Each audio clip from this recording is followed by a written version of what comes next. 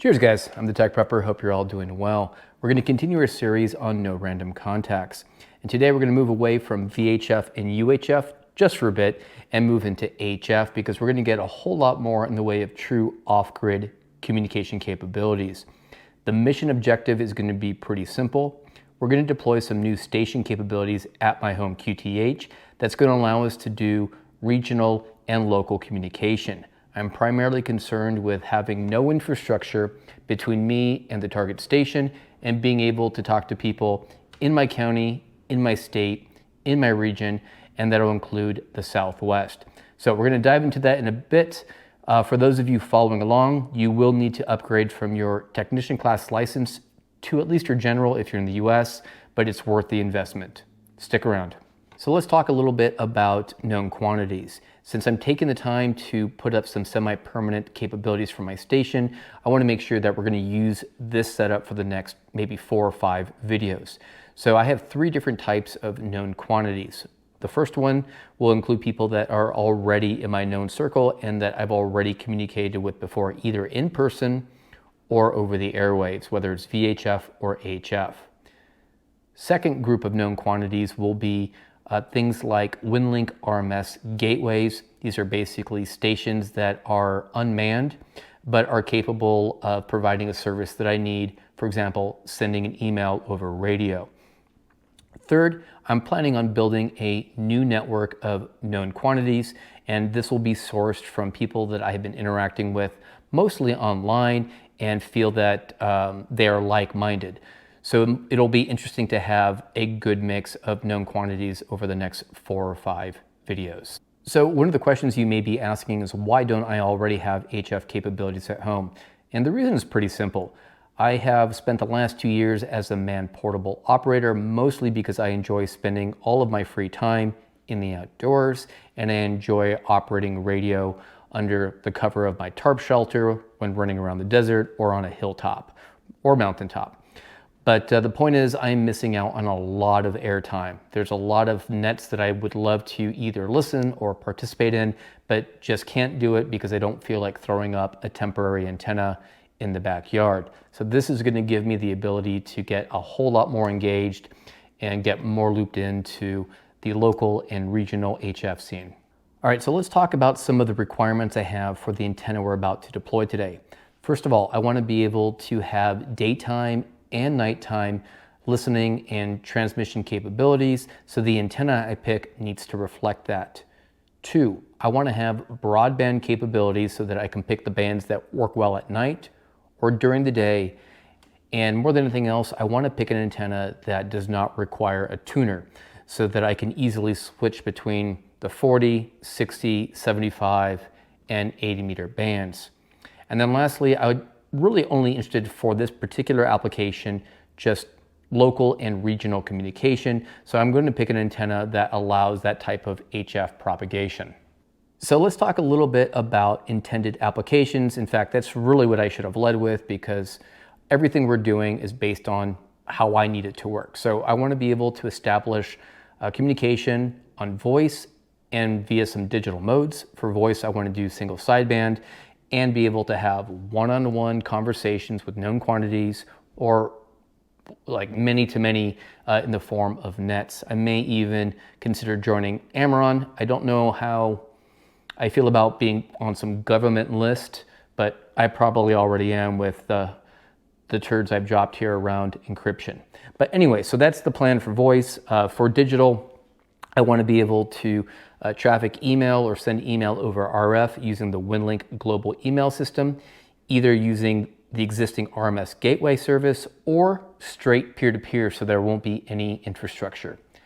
In terms of keyboard to keyboard chat, my group in particular has invested a lot of time in learning the NVIS software suite that includes FLDigi and FLMessage.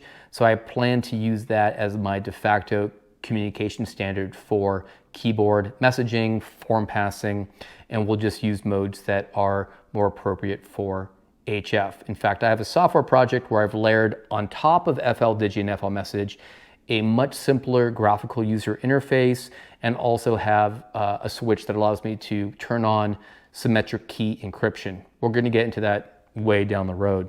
Oh, ALE. So ALE is also something that I'm very interested in learning and trying out. It stands for Automatic Link Establishment, and it's a really cool way of having two ALE compatible stations that both have broadband antennas, and it will automatically, based on the type of day, use some software to determine which frequency / band is the most performant at the time that communication is happening. And if for some reason propagation conditions change, it will automatically switch you over to the next best path. So it should be a lot of fun, and primarily that's the reason, or that requirement is the reason why I'm looking for a broadband antenna that does not require tuners, so that the software can easily, safely switch between frequencies during that ALE process. All right, so the big question is, how are we going to do this? Well, I can't guarantee any promises here. I have showed this antenna on the channel, but this is the Chameleon lightweight end-fed sloper. I did do one video on this before where we tested everything up to, I believe, 40 meters. They did send this to me. Thanks a lot, Carl, for sending this my way. But for this test, we're actually going to also attach the 80-meter extension. So we will have capabilities from 10 meters all the way to 80 meters, which is exactly what I need. I'm primarily focused with 40 meters, 60 meters, 75 meters, and 80 meters for all of those applications to be covered. Now, I'm not going to be able to do a textbook deployment of this, so please take that with everything you see here with a grain of salt. So I have some restrictions based on my property, based on my equipment, and I'm going to use two Mr. Longarm painter poles that will be up 16 feet. They go up to 23.5 feet, but unfortunately the matching unit is a little bit heavy for that. So we're going to do a flat top configuration at 16 feet. So I'm not going to be demonstrating this antenna using its recommended capabilities, but based on what I want to do, based on the fact that I want local and regional, I need to have that kind of flat topper configuration, and I'm going to do it at a height based on the equipment I have, which will be 16 feet. I'll show you a couple of other mounts that we'll use. So with that said, guys, I think either tomorrow or the following day, we're going to jump outside and I'm going to walk you through the installation process, and then we'll finish up with some SWR measurements and some propagation analysis, and heck, we may even try a no random contact or a targeted contact just to make sure everything's working. I'm pretty sure I'm just going to do a winlink session as a spoiler. All right, guys, see you tomorrow morning. All right, it's antenna setup day. Let's go ahead and take a look at some of the components for the Chameleon lightweight end-fed sloper. Here is the antenna itself with the standard 40 meter through 10 meter element. They also sent me the 80 meter extension. This is the piece that is going to make this rig viable for me. We have some paracord. We're not going to need much. And then I also have 50 foot of their RG58 with the integrated RFI choke, this piece right here. All right, folks, there's going to be a little bit of atmospheric noise, so bear with me with the construction that's going on. But I want to talk about the deployment just a bit. So we want to do an NVIS deployment. So we're going to be deploying our antenna not at the standard or recommended half wavelength above ground. I'm going to do the best I can with the equipment I have, the property that I have to work with, and we're going to do that at about 16 feet. Now I'm going to need two supports, so I've opted to go with a Mr. Longarm painter's pole. This is the one that I've been running for about a year, and at 16 feet, it's actually holding up my Arrow 2 Yagi. Now, it has a third extension, but the heavier pieces of equipment will not work. There'll be too much of a bend, so that's what we have to work with. Now, my wall actually goes about 40 meters from this side to the other end, so I have mounted another Mr. Longarm, and I like these because they're about 39 bucks from Lowe's, and you can mount them with a couple of inexpensive RF Max brackets. I'll try to take a picture so you guys can see it, but the plan is really to put a little bit of paracord up there with an S-clip carabiner. I've had good luck with my end-feds before, and we're going to go ahead and connect it to the matching unit, and then we're going to run this out, connect the extension, and see how we do. There is one other thing I want to make a note of. I already ran out the 50-foot coax. I opted for a 90-degree elbow connector so that this will actually sit parallel to the matching unit. So it's not included, but for a few bucks, I figured why not. So let's go ahead and deploy this up. We'll take some measurements and see how it works on 80, 75, 60, and 40 meters. Those are the bands I want to work. All right, so it's pretty simple. I have the matching unit connected here. We're going to go ahead and bring it up another 8 feet. And then I have this going out, probably about 20 meters. So we're going to go ahead and take the 80-meter extension, connect to that side, and throw it up and get some tension. Make sure that we're not hanging up on anything like cactus or Palo Verde, and we should be done. Pretty straightforward setup. All right, so there were a few issues with the deployment. They were all based on my constraints, nothing to do with the antenna itself. And as you can see here, there is a little bit of a bend, but this is expected given the weight of the matching units and also the fact that there's quite a bit of tension. Now, the one issue I ran into, you'll see in a second, hopefully doesn't cause a problem for the bands that I plan to work, and that's mostly 40 meters, 75 and 80. So we're at the center point right now, and you can actually see there that this is where we have some strain relief with a carabiner, and we have the 80-meter extension attached. All right, so we're still going overhead here, and the backyard wants to kill me.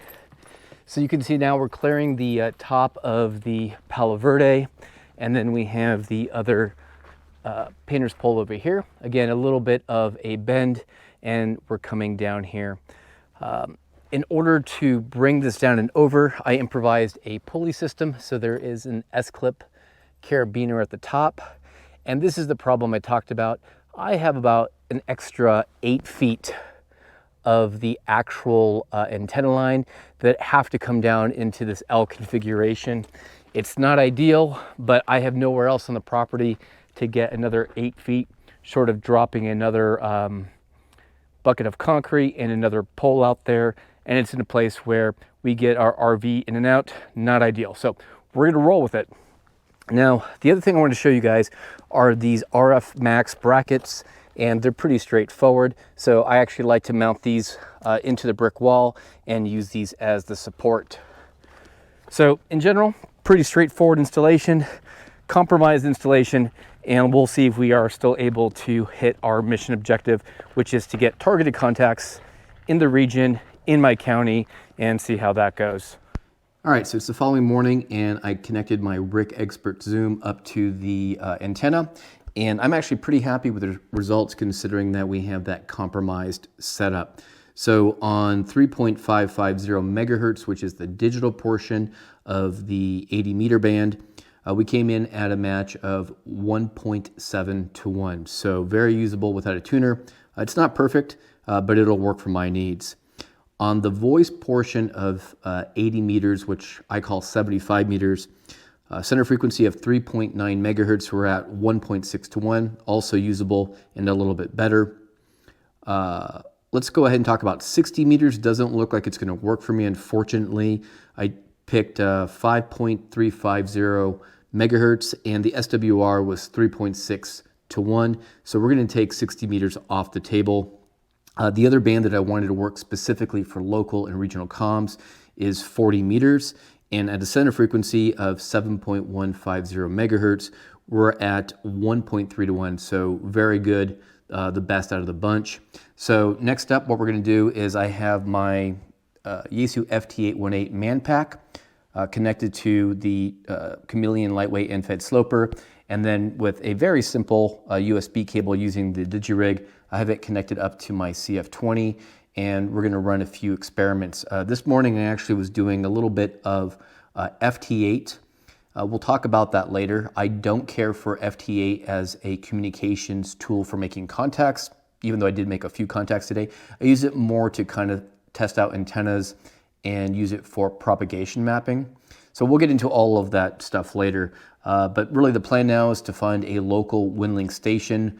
There's one in Wickenburg I'd like to hit that's not too far from me, and we'll see how that goes. And that will be our targeted contact, or at least one of the RMS gateways that is within about a 300-mile radius. So let's talk about how we're going to try to plan this contact so that we have the highest degree of success. First, I need to find a station that I want to make a contact with. So I have the WinLink Global email website up and running. I've switched over to their tools section, and I'm looking at the RMS gateway map. My station right now is only capable of transmitting and receiving using the RDOT modem. We'll get into VARA HF later. And I want to find a station that is close to me in Arizona that's within that 30 to 300 mile radius so we can test out NVIS. Now, I haven't had too much luck recently with a couple of the stations in my area, so we're going to go a bit farther out, and it looks like there's a station here in California, X-Ray Echo 2 Bravo Charlie, and they have the grid square for me to pull. Basically, it's another way of representing their physical location, similar to lat long. I owe you guys a full video on the VOA ACAP analysis tool. Suffice to say, this is a tool where we can put our antenna, the type of power, the mode, also the remote station in, and it will try to predict what the chances are of being able to establish an HF connection at various times throughout the day. So first thing is, I've already entered in all of the antenna information, so let's not concern ourselves in this video. We'll do a deep dive much later. So I'm in Delta Mic 33 XV. That station is in Delta Mic 12 MM. So we are at a distance of exactly 300 miles.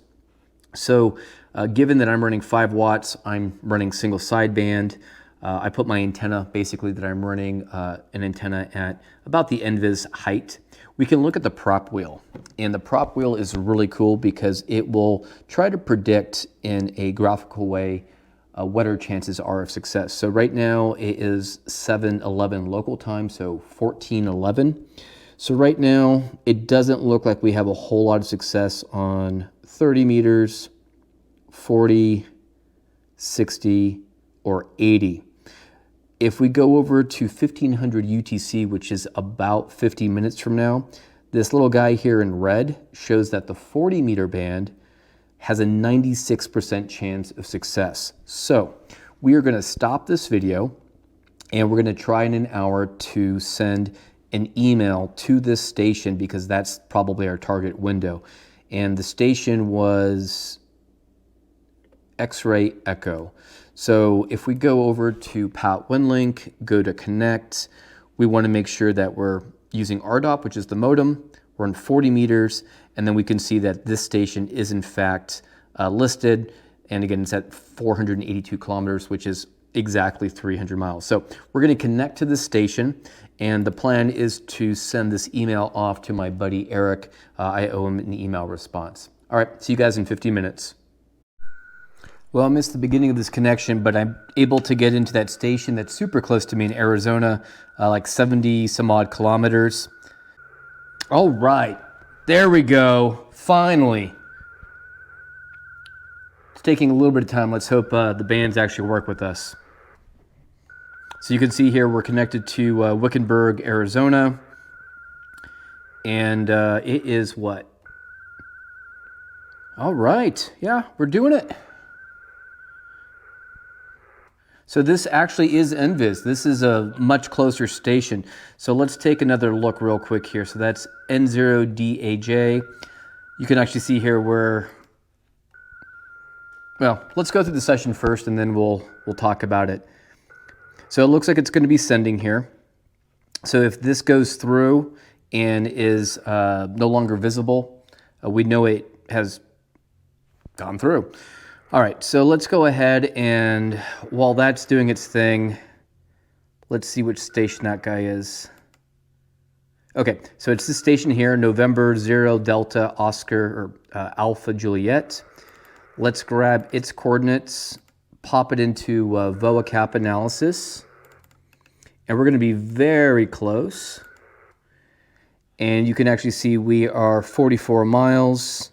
We are at 1549 UTC, and we're in 40.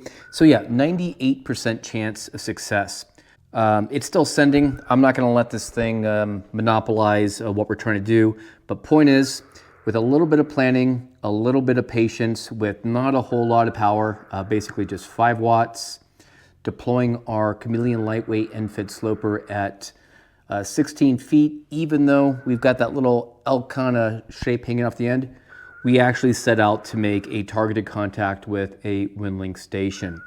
So in the next video, what we're going to do is continue to use this antenna, and we're going to either try another digital mode or maybe some voice. And with that said, guys, I'm the Tech Prepper. Be strong, be safe, and be prepared.